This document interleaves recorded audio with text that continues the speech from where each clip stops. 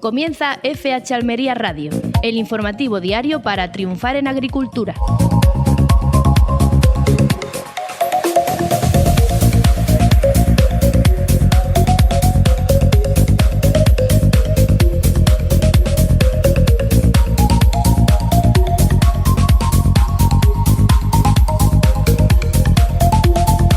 Muy buenas a todos, reciban un cordial saludo por parte de Luis Aracho, dándoles la bienvenida a FH Almería Radio, el informativo que te trae todas las claves del campo almeriense.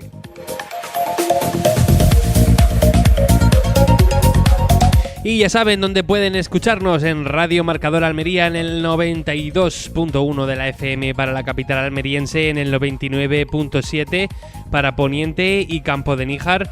Quizá nos estén escuchando a través de la emisión en directo en marcadoralmería.com o quizá nos estén escuchando en nuestro podcast en YouTube o en iVoox, donde pueden encontrar fácilmente nuestros programas a un clic. O si lo hacen desde su smartphone, pues a una pulsación, porque ya no hay clic, ¿no? Ya lo hacemos con la mano.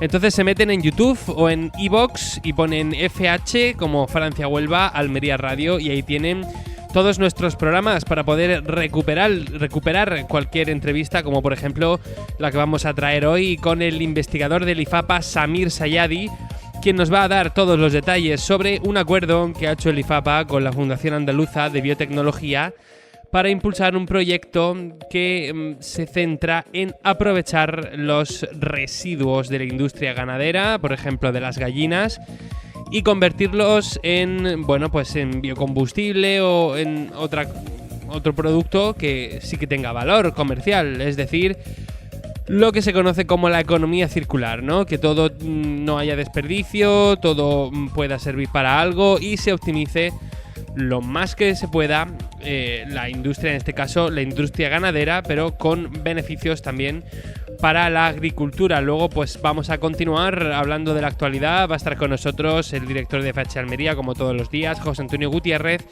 y aún tenemos pendientes muchas de las reflexiones que pudimos escuchar el pasado lunes en ese foro que el Partido Popular de Andalucía, con Juanma Moreno a la cabeza, trajo al auditorio del Ejido.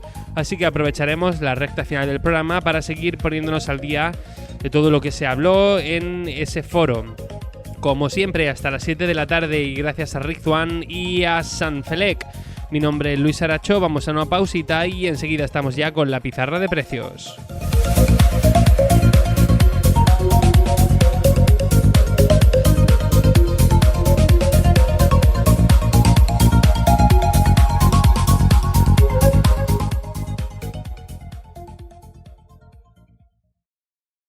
Estás escuchando FH Almería Radio, en Radio Marcador.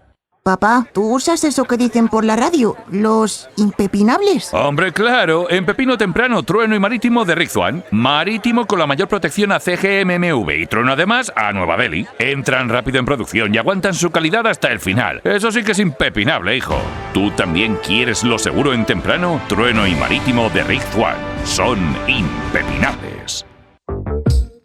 ¿Qué te pasa? Te veo preocupado. Están robando fincas por mi zona y pienso que me puede tocar a mí. Eso es porque aún no conoces a Sanfelec, la empresa almeriense de seguridad especializada en nuestro campo. Ellos montan tu sistema de videovigilancia y alarma sin cuotas. Encuéntralos en el 661-80-3411 o en sus redes sociales. Sanfelec, sistemas de seguridad personalizados en Almería.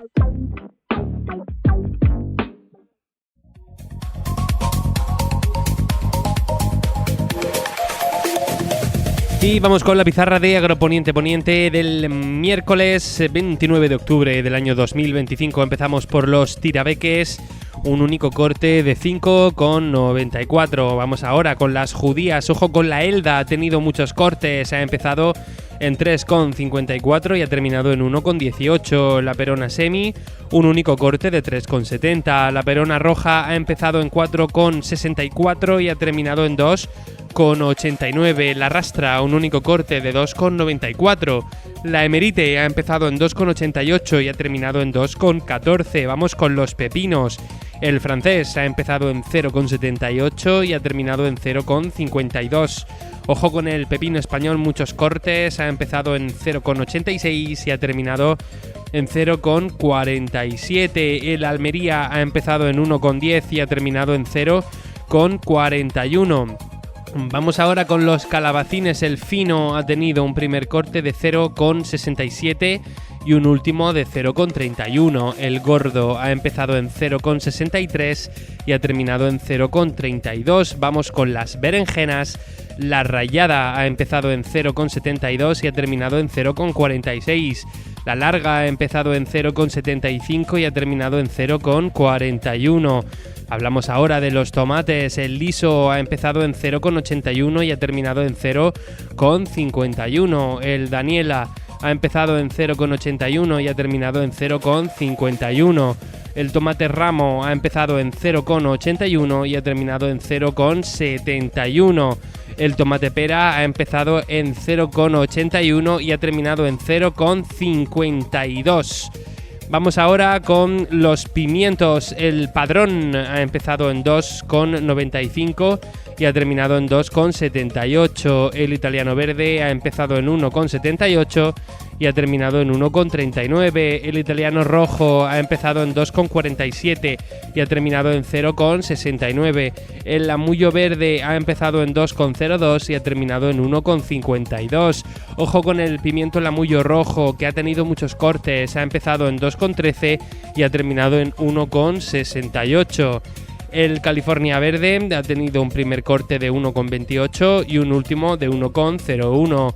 El California rojo ha empezado en 1,45 y ha terminado en 1,32. Y por último, el pimiento California amarillo, que ha empezado en 1,12 y ha terminado en 0,86. Ha sido la pizarra de Agroponiente Poniente del miércoles 29 de octubre del año 2025.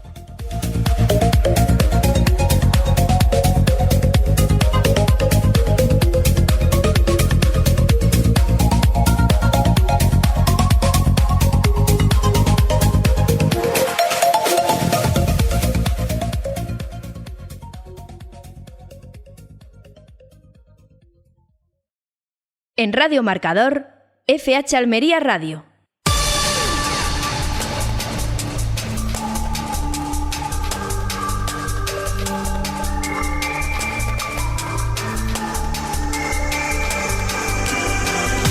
Momento ahora para el repaso a los principales argumentos de la actualidad agrícola. Lo hacemos con nuestros compañeros de la redacción de FH Almería, Fran Fernández y Roberto Gutiérrez. Empezamos contándoles que la Interprofesional de Frutas y Hortalizas de Andalucía, Hortifruta, ha mostrado su preocupación por la inestabilidad que atraviesan algunos productos hortícolas, especialmente calabacín, berenjena y el tomate liso. Según su último análisis de mercado, estos productos se encuentran en alerta amarilla conforme al manual de crisis de la organización, aunque en el caso del tomate liso la situación ha mejorado tras salir de una etapa de alerta roja. La Interprofesional atribuye este comportamiento a una mayor oferta respecto al mismo periodo de la pasada campaña. En los mercados europeos se ha detectado una elevada presencia de tomate marroquí, así como de origen holandés, belga y polaco, lo que ha contribuido al descenso de precios en productos como el calabacín. Hortifruta advierte que si la situación se mantiene, podría activarse la extensión de norma que obliga a retirar las segundas categorías para garantizar que solo lleguen a los mercados las de categoría extra y primera. La entidad continuará vigilando la evolución de la calidad y el comportamiento de los mercados en las próximas semanas.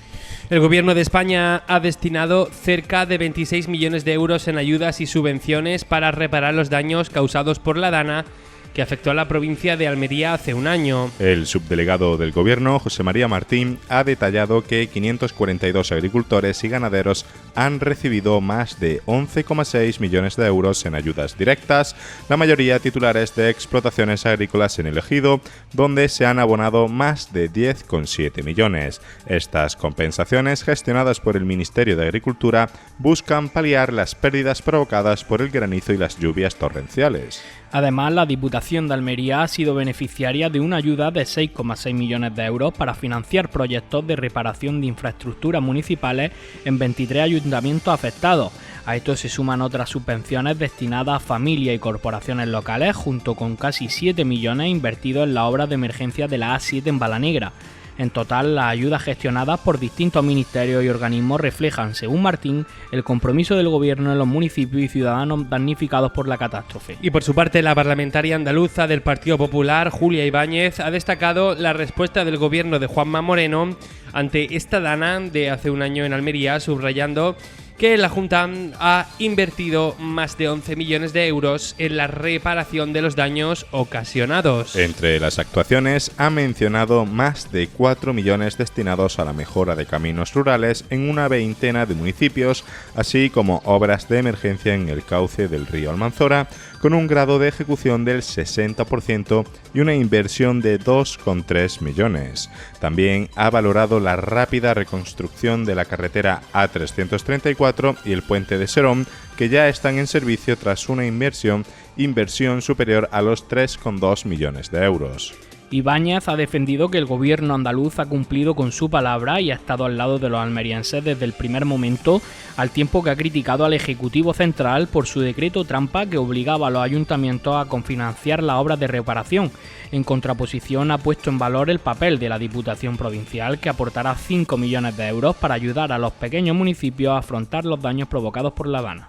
Continuamos con más noticias. La Junta de Andalucía ha concedido más de 117 millones de euros en ayudas a 76 organizaciones y asociaciones de productores de frutas y hortalizas dentro de sus programas operativos de 2024. Almería concentra más de la mitad de los fondos, con 73,9 millones repartidos en 31 beneficiarios, lo que refleja el peso del sector hortofrutícola almeriense en el conjunto andaluz.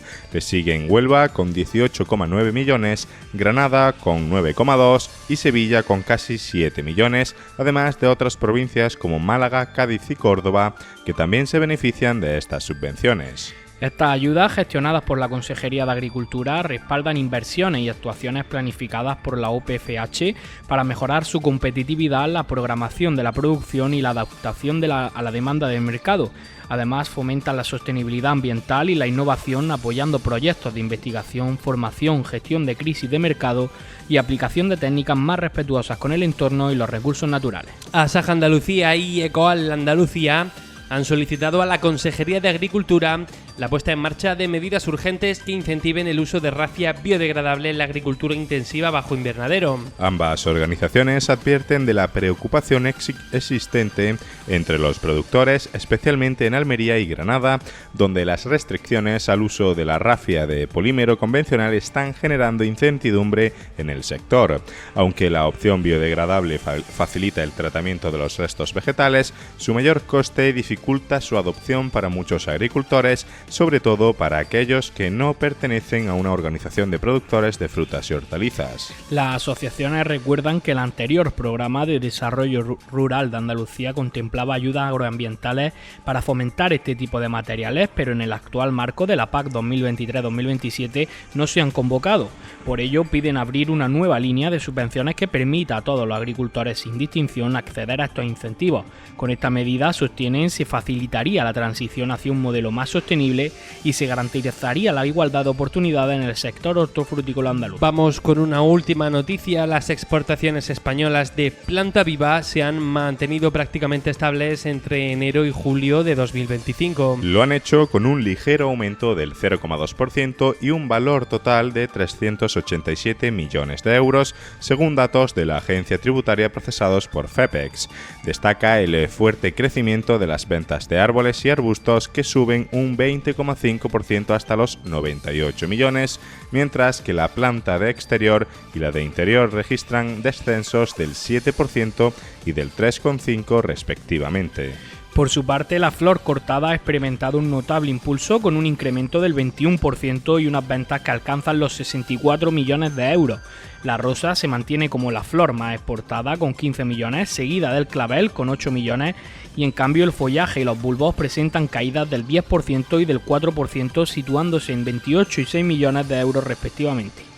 Muchas gracias a Fran y a Roberto por ampliar las noticias. Terminamos con la información de la Agencia Estatal de Meteorología, que para mañana jueves día 30 nos presenta una provincia de Almería totalmente coloreada de azul claro, es decir, sin riesgo de incendios.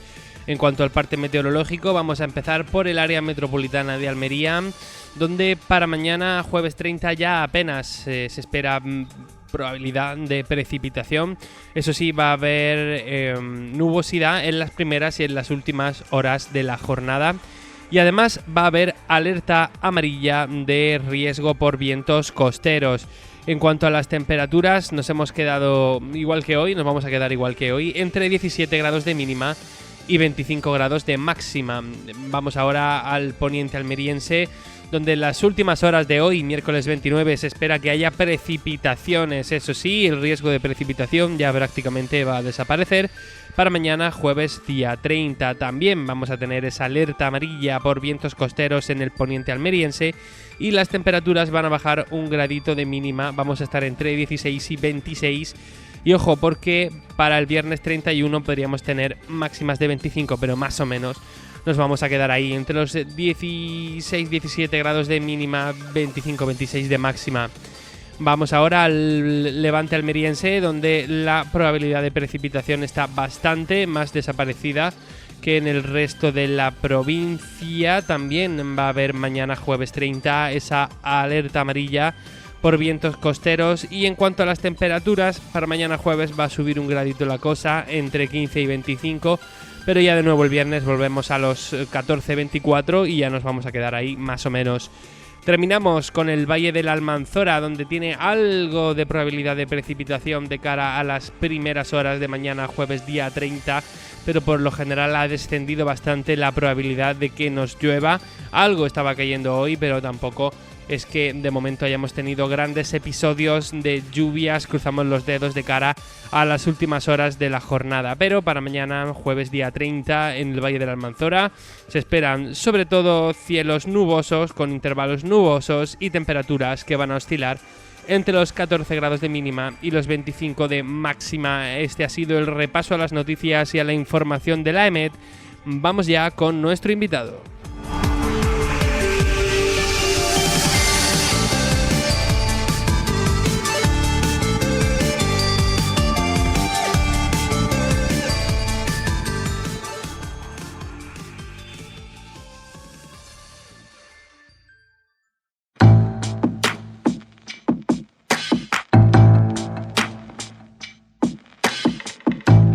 La agricultura almeriense tiene nombre propio.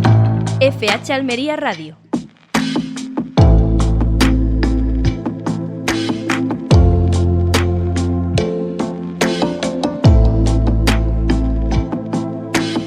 Continuamos aquí en FH Almería Radio, continuamos hablando de agricultura y vamos a tener una de esas entrevistas científicas que tanto nos gustan.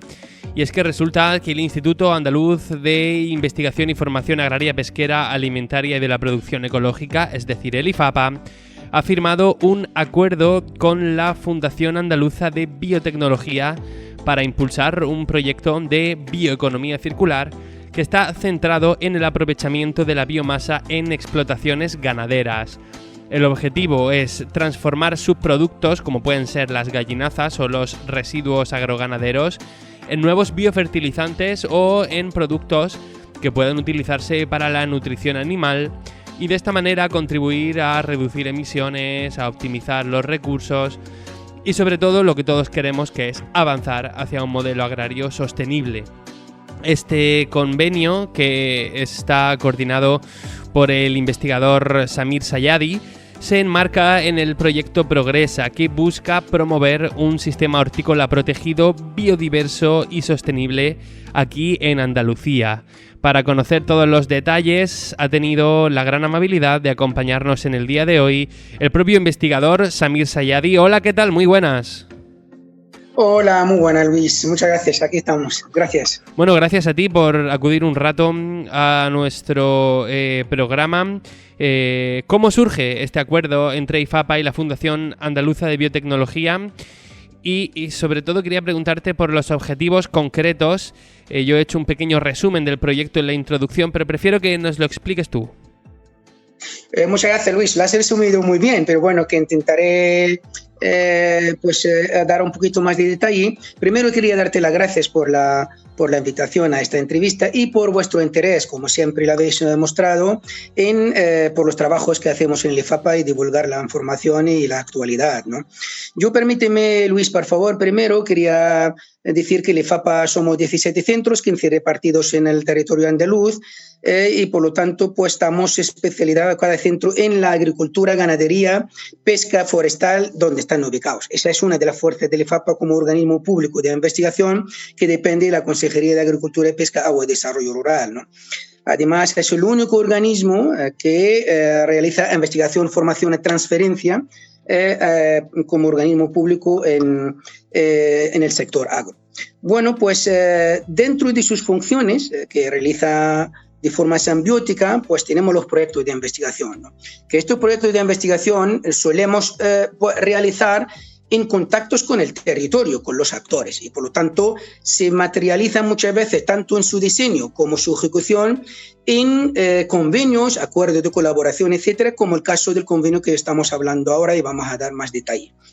¿Cómo surge? Pues el IFAPA como organismo público de investigación, entre otras especialidades y otras disciplinas, tiene una larga, amplia de experiencia en proyectos de distinta naturaleza en bioeconomía circular. Fíjese, Luis, nada más, nosotros tenemos una convocatoria específica del IFAPA sobre reutilización y reducción de residuos y emisiones, o sea que donde se prácticamente casi 2 millones de euros intentando tener valorar sus productos de sectores importantes en Andalucía, horticultura bajo abrigo, olivar, purines de cerdo, pues fíjense, proyectos Oriland, proyectos Compostland, proyectos Gasuliv, proyectos Recicland en Almería, en horticultura bajo abrigo, que son todos de tipo mostrativos, de visitas, de talleres, etcétera, ¿no? Por lo tanto, debido a esta amplia experiencia, las instituciones, en este caso la Fundación Andaluza de Biotecnología, en esta temática, pues contacta al IFAPA a través de una demanda institucional, en este caso a presidencia del IFAPA, y lo intentamos contestar a través de este convenio. Por lo tanto, pues surge como una voluntad compartida entre ambas instituciones, IFAPA Fundación Andaluza de Biotecnología, para impulsar la sostenibilidad y la innovación en el sector agroganadero.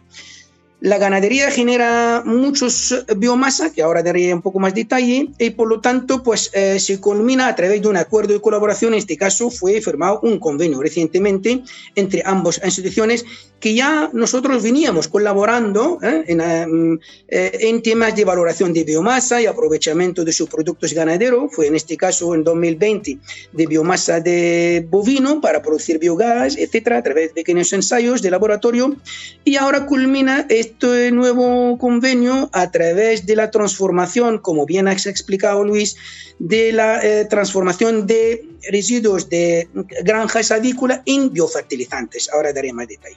Por lo tanto, el objetivo principal, ¿qué es de este convenio? Desarrollar soluciones biotecnológicas que transforman los residuos de las explotaciones ganaderas, avícolas en este caso, en nuevo producto de valor añadido, bioproductos. En este caso va a ser un biofertilizante y, ¿por qué no?, una fuente de energía verde que contribuye a cerrar el ciclo, que es lo más importante y productivo, y mejorar, por tanto, pues, la competitividad en el sector y reducir, lógicamente, como bien explicaste, el impacto ambiental del sector avícola en el territorio, ¿no? Eso es un poco cómo surge el objetivo principal del convenio, Luis. Uh-huh. Bueno, uno de los subproductos que se tienen que valorizar y que lo hemos estado comentando antes es, por ejemplo, todo lo que tiene que ver con las gallinazas, ¿no? Esos residuos de las gallinas. Quería preguntarte en concreto, más o menos, que nos explicases los procesos biotecnológicos que se están explorando para transformar estos residuos en biofertilizantes. Vale, muchas gracias. Primero estamos empezando, por lo tanto, trabajando con diferentes estrategias de valoración, combinando técnicas de fermentación controlada, compost, digestión aerobia y procesos microbiológicos que permiten transformar este residuo, esta biomasa orgánica de gallinaza en compuestos bioactivos.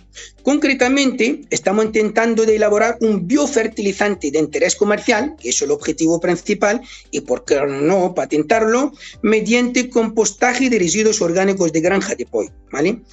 El plan de trabajo, de forma muy resumida y concreta, pues en primer lugar, se caracteriza de forma agroquímica los residuos orgánicos, la gallinaza, o sea, las camas de las explotaciones avícolas, para conocer las principales propiedades agroquímicas del residuo orgánico procedente de la granja de pollo, ¿vale?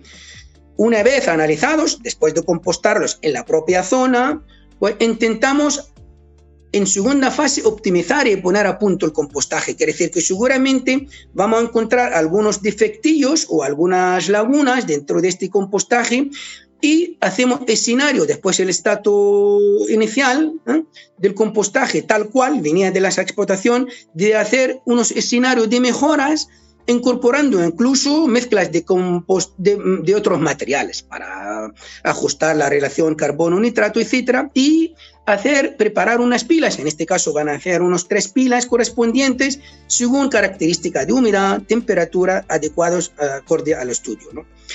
Una vez compostadas este escenario de mejora del compost inicial, pasamos a caracterizar el biofertilizante resultante o el humus resultante, ¿no? Una vez determinado el proceso de compostaje, se procederá a la determinación de varios parámetros analíticos estándares de laboratorio para evaluar la calidad agroquímica de los compost obtenidos, ¿vale? Después, una vez analizado, pasamos al ensayarlo en planta piloto, en macetas, en cultivos cereales, en este caso va a ser en macetas bajo invernadero en nuestro centro La Mojonera. Y ya, por última fase, intentamos evaluar económicamente, o sea, después de la fase agronómica, de ensayarlo en pequeña escala en plantas reales bajo invernadero, para ver la eficiencia agronómica y técnica en la producción, productividad, etcétera, etcétera, evolución, crecimiento, evaluar la parte coste económica de la producción de este compost. Por lo tanto, intentar ver tanto eficiencia agronómica de estos compost biofertilizante obtenido de compostar o mejora del compost inicial de avícola de gallinaza, y también la parte económica, y ver en qué situación vamos a estar. Ese es un poco el plan de trabajo, la cronología que estamos llevando a cabo en este caso. Y bueno, uno de los pilares fundamentales del convenio es la sostenibilidad. Se habla mucho hoy en día de sostenibilidad, a veces de forma acertada, a veces de forma cosmética.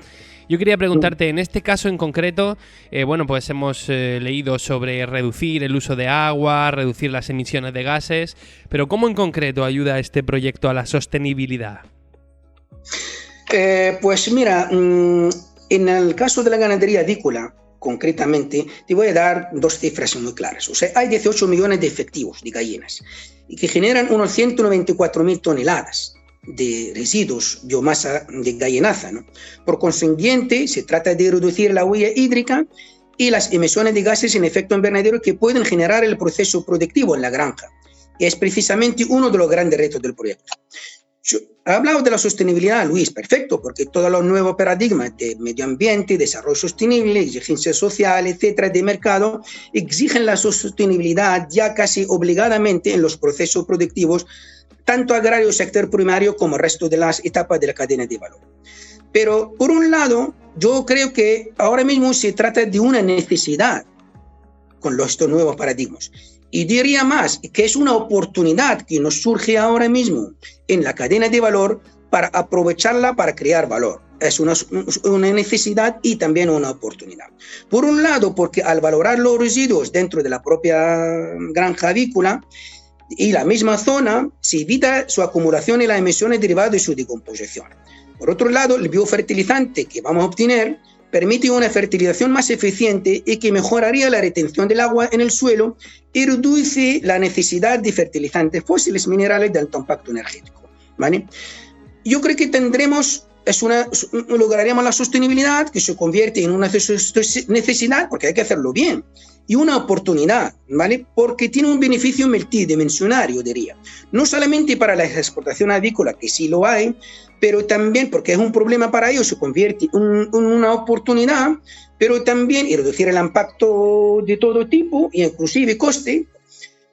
También no solamente para la propia exportación avícola directamente, sino también para otros sectores y otro beneficio ambiental, la sociedad, otros sectores agrarios que van a aprovechar de este biofertilizante, la horticultura, el olivar, etcétera, etcétera, y por lo tanto hablamos de un poco un beneficio multidimensional que genera pues valor añadido, nuevos modelos de negocio, mejora la competitividad y, como bien explicaba, la sostenibilidad en la cadena de valor, ¿no? Pues esto es bastante interesante. Otra cosa que me ha llamado la atención es que en este proyecto han participado varios centros del IFAPA, por ejemplo, el de Granada, el de Almería y el de Córdoba. Sí. ¿Cómo ha ido la coordinación? ¿Ha sido fácil? ¿Cómo lo habéis conseguido? Bueno, la coordinación, como bien explicaba, somos un equipo multidisciplinar. El IFAPA tiene centros especializados, como lo expliqué al principio, cada uno en la agricultura de su territorio. Pues la coordinación es sencilla como cualquier proyecto, Luis, que estamos acostumbrados a hacerlo, que se crea un comité técnico mixto entre IFAPA y la Fundación que planifica y evalúa los avances de forma conjunta, garantizando la coherencia y la complementariedad de los ensayos acorde con el plan de trabajo y la cronología en el tiempo, ¿no? Y así logramos un poco avanzar de forma efectiva y progresando para lograr los objetivos estipulados inicialmente. Ese es un poco el proceso o el mecanismo de coordinación entre los 3 centros IFAPA y la Fundación, ¿vale? Para terminar, quería preguntarte o quería pedir una reflexión por tu parte, ya que esta semana estamos hablando mucho del papel de la agricultura en Andalucía, del papel de Andalucía en la agricultura, ¿no? Y bueno, según tu experiencia, ¿no? ¿Qué potencial puede tener Andalucía para liderar este tipo de transición hacia una agricultura en la que todo esté atado y bien atado, ¿no? Que incluso los residuos de la ganadería que históricamente han sido un problema se conviertan en también algo de valor, ¿no? ¿Qué crees que representa Andalucía en este nuevo modelo? Luis, pues Andalucía tiene mucho potencial, tiene un potencial enorme para liderar esta transición. Yo voy a darte otro dato más amplio, más macro, ¿no? Hablaba de datos un poco del sector avícola. La agricultura en Andalucía genera 8,8 millones de toneladas de biomasa al año. La biomasa es muy diversa, porque Andalucía es muy amplia y tiene una rica y diversa sistemas agroalimentarios y agrarios y generan grandes cantidades de biomasa de distinta naturaleza. Por lo tanto, cada biomasa hay que estudiar sus peculiaridades, características, para saber en qué bioproducto se convierte y qué tipo de empresa lo demanda y, por lo tanto, qué tipo de biomasa para qué tipo de bioproducto y para qué tipo de input, para qué empresa, para cerrar el ciclo, ¿no?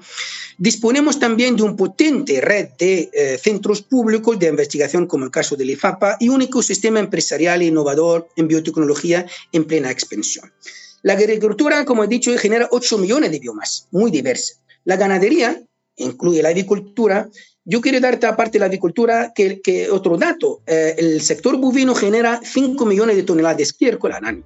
Lo porcino, nada más purinos, tenemos un proyecto del INFAPA, se llama AgroPuritech, en vigencia, está en ejecución, intentando resolver el problema de los residuos sólidos o líquidos, los purinos del cerdo, para el tema de nitratos y tal, ¿no? Genera el porcino 4,8 millones de purines al año. O sea, hay diferentes tipos de gallinaza y todo eso, y de sector pequeños rumiantes, de avícola, que generan también tipos de estiércol. El olivar, la agroindustria, para darte otro ejemplo, genera 515.000 toneladas de hueso de aceituna y 912.000 toneladas de orujillo. Es decir, es una gran potencia en generar biomasa. Y la bioeconomía circular se basa en transformar esta biomasa en bioproductos, en innovaciones, en valor añadido y en nuevos modelos de negocio. La clave está ¿dónde? Pues está en conectar la investigación científica, como lo que hacemos en el IFAPA, en esta temática, conectar la ciencia, la empresa, que son el sector productor, agricultores, horticultores, olivicultores, ganaderos, y el territorio, que son los actores, las administraciones locales, etc. Esa trilogía es importante para promover proyectos que integran sostenibilidad, valoración de recursos locales, etc. Si conseguimos, por tanto, con esto, podemos consolidar este modelo y Andalucía puede convertirse en un referente europeo en bioeconomía circular, generando empleo, nuevas actividades económicas, empleo de calidad, mejor rentabilidad, etcétera, etcétera. Quería recordarte, Luis, que Andalucía es pionera en bioeconomía circular porque tenemos la primera estrategia andaluza de bioeconomía circular en 2030 a nivel europeo y a nivel América Latina, y también la ley actual de bioeconomía circular, y acaba de inscribirse, si me permite, se culmina con éxito el proceso de inscripción de la Asociación Clúster Andaluz de Bioeconomía Circular en la cadena de valor agroalimentaria. Acaba de inscribirse ahora y, por lo tanto, es una forma muy interesante y pionera en aglutinar el sector privado con la administración pública para generar mayor gobernanza, para que sea Andalucía un potencial y liderazgo que puede tener en el futuro en el desarrollo de la bioeconomía circular en el sector agroalimentario, para generar una rápida transición verde, una sostenibilidad efectiva, competitividad y generar lógicamente mayor valor añadido y bienestar social a la sociedad en general, ¿no? Y gracias. Uh-huh. Pues me quedo con estas palabras que nos invitan a reflexionar sobre el presente y sobre el futuro, y te agradezco profundamente que hayas podido sacar hueco en tu agenda para acompañarnos hoy. Samir Sayadi, investigador del IFAPA, muchísimas gracias por estar con nosotros. Muchas gracias a ti, Luis. Gracias a vosotros. Aquí estamos para lo que hace falta. Gracias.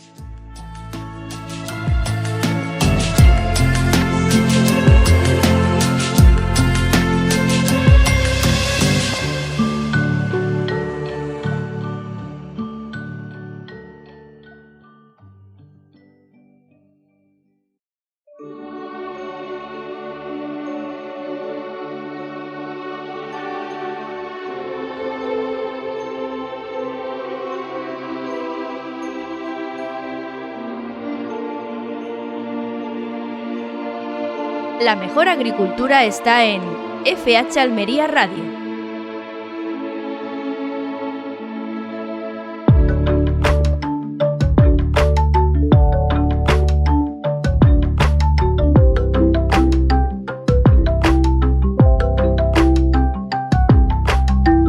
Y recta final del programa, contamos una tarde más con el director de FH Almería, José Antonio Gutiérrez. Hola, ¿qué tal? Muy buenas. Hola, muy buenas. ¿Qué tal, José Antonio? ¿Cómo estás viendo el cielo? Parece que ahora mismo las papeletas para la lluvia las tiene el poniente. Según el teléfono, en un 40-45%. Según el cielo, pues viene una nube intensa por la parte oeste, procedente de Sierra Nevada, que con la pinta que tiene o descarga o llueve, una de las dos. Uh-huh. Pues he estado comentando en el sumario, no sé si tú tienes algo que comentar previamente. Por cierto, que lo mismo cuando estén escuchando el programa nuestros oyentes ya está lloviendo. Bueno, sí, lo mismo sí, sobre todo porque como lo pueden escuchar siempre que quieran en el podcast, lo mismo esperan a que llueva para darle al botón y ahí bueno, lo dejan no creo mal, ¿no? yo que tengan tanta precisión nuestros oyentes. Como te comentaba, he dicho en el sumario que vamos a reservar este rato para seguir comentando algunos cortes que tenemos de ese foro de agricultura, ¿no?, que hizo el Partido Popular de Andalucía, que nos pusimos a comentarlo el pasado martes y al final estuvimos hablando de temas importantes y apenas pudimos escuchar algunos de estos audios, ¿no? Eso realmente tengo que decirte una cosa, a mí me gusta, ¿no?, que se nos vaya el programa hablando de temas importantes. Somos ya como estos podcasters famosos, ¿no?, de los periódicos de Madrid. Bueno, yo la fama en radio nunca la he buscado, ¿no? Y bueno, pues no creo yo que al final de mi carrera como periodista vaya a tener fama por lo que yo pueda decir en la radio, ni muchísimo menos. Pero bueno, lo mismo, se produce un cambio inesperado y conseguimos algún disco de oro ahí sin proponérnoslo. Bueno, lo que te decía, tengo ya preparados algunos cortes de ese foro. No sé si tú quieres comentar algo de la actualidad antes de empezar a retotearnos al lunes. Bueno, yo te voy a adelantar una cosa, que esta semana, el viernes, sale una nueva edición, un nuevo número de FH Almería, el correspondiente al mes de octubre, y el artículo editorial lo he centrado en hablar de que se ha cumplido un año de aquel granizo gordo que nos sorprendió tanto, que no vimos nunca los nacidos aquí, y sin embargo no se ha hecho absolutamente nada desde entonces hasta hoy que nos puedan decir, pues estamos arreglando ramblas, estamos limpiando cauces, estamos corrigiendo zonas de evacuación, etcétera, etcétera. No se ha hecho nada. Seguimos estando, digamos, a expensas de la suerte, ¿no? Y no me parece bien, no me parece bien. ¿Por qué digo esto? Porque los que conocemos el territorio sabemos, ya lo dijimos hace un año, que todas las ramblas que salen de la Sierra de Gádor por su parte sur, que son 30.000 hectáreas, pues se van a una vaguada que va desde Pampanico hasta la Plaza de Toros de Roquetas de Mar, zona conocida como Los Bajos. Y a su paso pasan por sitios tan bajos, ¿no?, en comparación con el resto, como la Balsa del Sapo, que es donde está la acumulación de agua de las escorrentías superficiales y agua que aflora de el subsuelo, ¿no?, de la capa freática. Ahí es donde van todas esas ramblas. Te estoy hablando de la rambla de los Moneros, la rambla del Águila, la rambla de Carcauz, la rambla del Bujo, la rambla de la Maleza, y todas descargan ahí. Una de ellas es gigantesca, ¿no?, que es la rambla del Águila, que simplemente mirando para la sierra vemos el boquete que hay en la rambla del Águila y nos podemos quedar sorprendidísimos del volumen de agua que puede llegar a mover solamente esa rambla que atraviesa Santa María del Águila. Bueno, pues esa rambla, cuando llega a la altura de la cooperativa Santa María del Águila, resulta que se convierte en un tubito. O sea, todo lo que arrastra desde el corazón de la montaña se convierte, no sé si tendrá 4 o 5 metros de anchura. Estamos hablando de una rambla que 10 metros antes tiene un encauzamiento que va paralelo a todo el pueblo, ¿no?, que son varios kilómetros de encauzamiento, ¿no? Pues todo se queda en un pequeño tubo. O sea, ¿qué es lo que puede suceder si algún día no vienen 700? Simplemente con que vengan 200 litros de agua que se queden estratégicamente ubicados en el nacimiento de esta rambla y hacia abajo, yo no sé lo que puede pasar en un sitio como Santa María del Águila, y luego todo lo que arrastra hacia la zona de las Norias, y de las Norias para la zona de la Mojonera, y de la zona de la Mojonera para la zona de los Bajos, donde está la Plaza de Toros de Roquetas de Mar, que es por donde se está desaguando la Balsa del Sapo con, digamos, la solución que se le dio para ir emitiendo agua continuamente a lo largo del año, a excepción del verano, para que la Balsa del Sapo no llegara a unos niveles que terminara inundando las Norias, ¿no? Entonces todo eso está igual que estaba, exactamente igual. Ha pasado un año, agricultores han cobrado, muchos de ellos, o casi todos, han cobrado las ayudas correspondientes a sus seguros y correspondientes a las ayudas extraordinarias que se crearon, pero soluciones de prevención yo creo que no se ha hecho absolutamente nada, o por lo menos si lo está haciendo no lo han dado a conocer, porque no he podido hablar en la última edición del periódico de se ha hecho esto para evitar que ocurra esto otro, ¿no? Y bueno, pues estamos con la mano en la cabeza de lo que pasó en Valencia, en Paiporta y tal, pero sin embargo no nos damos cuenta de que estamos a pocos kilómetros geográficamente, porque las nubes no van haciendo curvas como hacen las carreteras. Las nubes, según las empuja el viento, están a una distancia mucho más cerca, en línea recta, de esas zonas que nosotros aquí las vemos como muy lejanas, pero no están tan lejanas. O sea, de que una nube convierta alguna población del poniente en un auténtico desastre, pues a lo mejor pueden ser 10-12 kilómetros, no hay nada más, y eso 15 minutos de aire a una velocidad entre 30 y 40 kilómetros por hora, pues perfectamente puede hacer que esa nube se quede en un sitio o se quede en otro. Entonces, bueno, ese es el mensaje, ¿no?, que quieres dejar hoy, que se debería de por lo menos mostrar que se están haciendo, ¿no? Claro.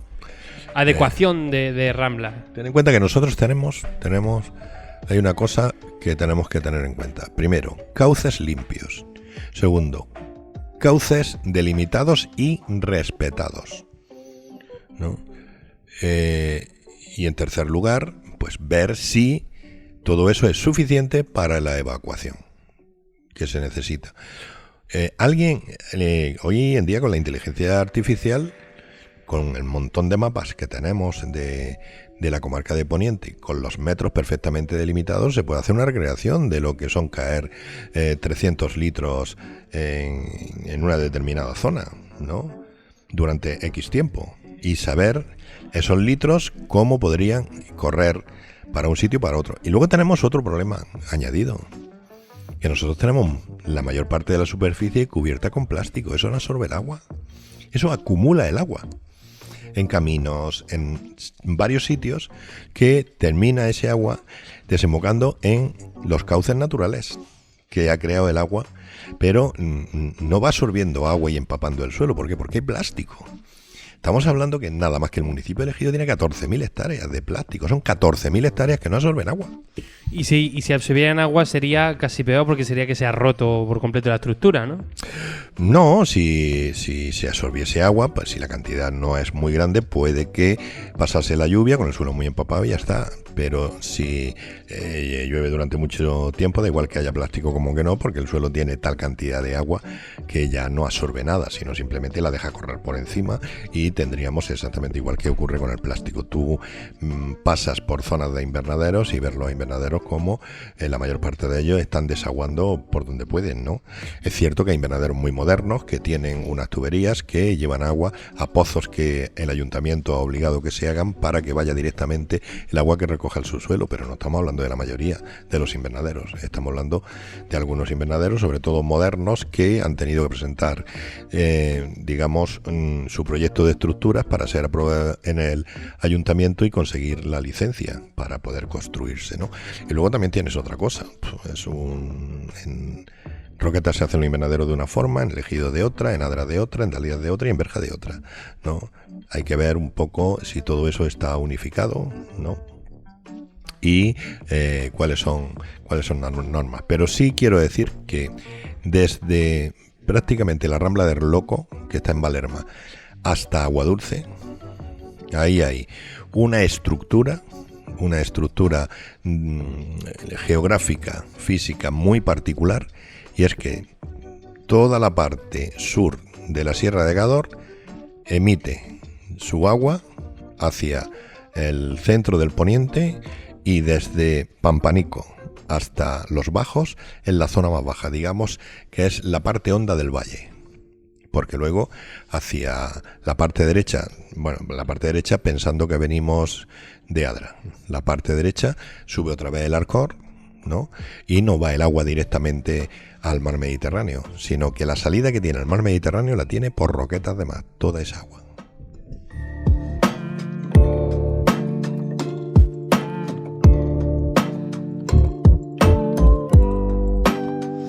Pues no nos queda otra que seguir expectantes a ver finalmente cómo desenlaza este episodio de nubosidad. Ahora sí, vamos a recuperar alguna de las reflexiones que se pudieron escuchar el pasado lunes en el auditorio del Ejido, en ese foro del Partido Popular de Andalucía, en el que el presidente Juanma Moreno pues hablaba con algunos actores del campo andaluz.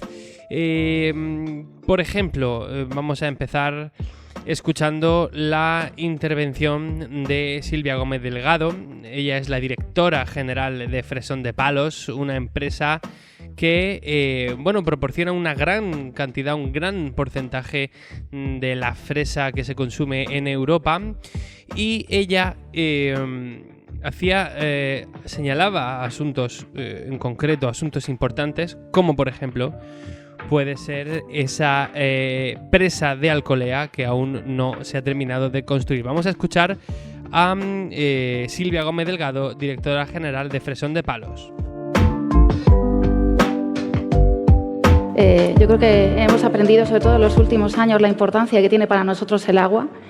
Yo creo que ninguno de los que estamos aquí, supongo que todos los que están aquí o trabajan o directa o indirectamente del sector agro y saben la importancia que tiene en los últimos años trabajar en la eficiencia del agua y trabajar y pelear porque se hagan las famosas infraestructuras que no llegan. Yo creo que si en Huelva, y ya no en Fresón de Palos, nosotros somos los primeros productores de fresas de Europa, tenemos una cuota dentro de la provincia de Huelva del 16%, pero a nivel europeo somos los primeros productores. Y las dificultades que pasamos nosotros el año pasado con las restricciones, yo creo que nos cuesta recordarlo, parece que pasó hace mucho tiempo, pero pensábamos en algún momento que no terminábamos la campaña. Y eso fue muy duro. Los agricultores, por ejemplo, de nuestra cooperativa, nosotros somos 160 agricultores, decidieron en octubre, que es cuando tenemos que plantar, que a pesar de no tener agua, plantaban el 100% de la superficie. Pero no sabíamos si cuando llegara el mes de marzo íbamos a poder continuar con la campaña. Yo creo que nuestros agricultores no se merecen eso. Yo creo que nuestros agricultores necesitan no estar mirando al cielo para terminar las campañas, sino que la gente que de verdad los quiere ayudar, que los apoye, que valore el trabajo que hacen, el compromiso que hacen y sobre todo, que defendamos las infraestructuras que no llegan. Supongo que, hablando con el resto de los ponentes, estamos todos más o menos igual. Yo creo que es una cuestión común, pero quizás en Huelva, nos lo decía el consejero ahora, Huelva es la provincia de Andalucía donde más llueve. El año pasado, en el episodio de lluvias que tuvimos, cayeron más de 1000 litros. Si hubiéramos tenido hecha la famosa presa de Alcolea, no se hubieran llevado al mar 600 hectómetros cúbicos como perdimos. Con 600 hectómetros cúbicos tenemos el consumo para 3 años de todos los usuarios de la provincia de Huelva. Pues esto comentaba Silvia Gómez Delgado, directora general de Fresón de Palos, y esta fue la respuesta de su interlocutor, del presidente de la Junta de Andalucía. ¿Sí? Sí, pero a mí me gustaría decir, en este momento Huelva está colapsada por el agua, está lloviendo hoy, ¿no? Esos 600 hectómetros cúbicos es lo que necesita el campo almeriense para regarse, y se tiran al mar. O sea, fíjate de lo que estamos hablando, ¿no? O sea, ayer hablamos de ese tema y yo dije, pero yo lo que echo de menos es 20 años después hablar de lo mismo. O sea, en estos 20 años no se le han dado soluciones a estos problemas. Y sobre todo lo que dice ella, oye, la presa de Alcolea, ¿por qué no la habéis terminado? Y no estaríamos hablando de todo esto, no estaríamos hablando de que Doñana está siendo amenazada porque le quitan el agua, no estaríamos hablando de que los agricultores están haciendo extracciones ilegales que están perjudicando el entorno. Y ahí lo que había que hacer es agricultor detenido, responsable administrativo detenido, que tenga una corresponsabilidad. Ahora mismo, digamos que en los medios estamos como locos, intentando saber quién fue el culpable de lo que pasó en Valencia por dejación. Nadie invocó a las nubes para que lloviera y sin embargo sí estamos buscando a ver quién no estaba en su puesto en el momento de la dana para echarle la culpa, que es lo que llevamos haciendo un año, ¿no? Pues evidentemente, vale, sí, vamos a hacerlo, pero vamos a hacerlo también en Huelva. A ver, ¿por qué no se ha terminado de construir lo que tenía que haberse construido para no estar hablando de los problemas que dice esta señora, que dice, vamos, sembramos a ver si podemos regar y a mirar al cielo? Y en otros sitios, sembramos y miramos al cielo, no vaya a hacer que nos inundemos. Ahí son infraestructuras. ¿Para qué? Para hacer lo que hemos hecho toda la vida, servirnos del aporte que nos da la naturaleza. Pues vamos a escuchar y a ver si te convence la respuesta de su interlocutor, que fue el propio Juanma Moreno, el presidente de la Junta de Andalucía. Bueno, habla de algo que es verdad que es de actualidad, la presa Alcolea, el consejero perfectamente la conoce. Y nosotros hemos llegado a decirle desde el Gobierno de Andalucía al Gobierno de España, que es el titular y por tanto el responsable de una obra de interés general, que si no es capaz de hacerla o no tiene voluntad de hacerla, que nos transfiera las competencias en ese ámbito. Como saben ustedes, hay una parte importante de Andalucía, prácticamente el 65% es competencia de la Confederación Hidrográfica del Guadalquivir, y que nosotros estaríamos dispuestos a hacerla, ¿no?